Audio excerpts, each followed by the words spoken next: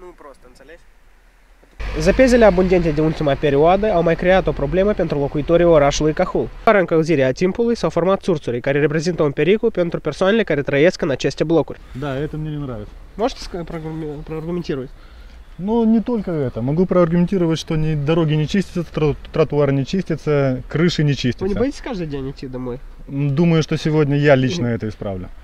Так что привет всем службам. Но я стараюсь как бы не близко не подходить, а вообще-то, конечно, опасно. Как вы относитесь к ним?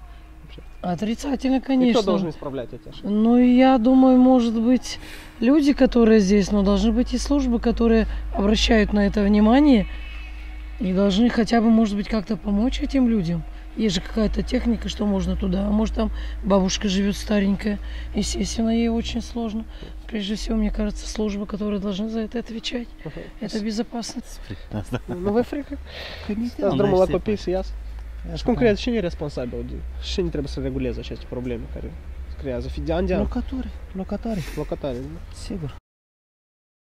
Gospodăria comunală locativă nu poate să facă toate lucrările este pentru că nu are tehnică pentru asta de a sui, de a face toate lucrările astea. Deși eu vă spun că asta nu intră în plata comunalelor. Toate apartamentele sunt privatizate. La mine acasă nu vine nimeni să-mi scoate ghețarul care îl curăț eu. Nu curăț. Dacă sună la despecerat, noi trimitem om să vadă ce e acolo. Când comunalele la ziua de azi n-au puterile și n-au tehnică pentru asta ca să ocupe cu toate.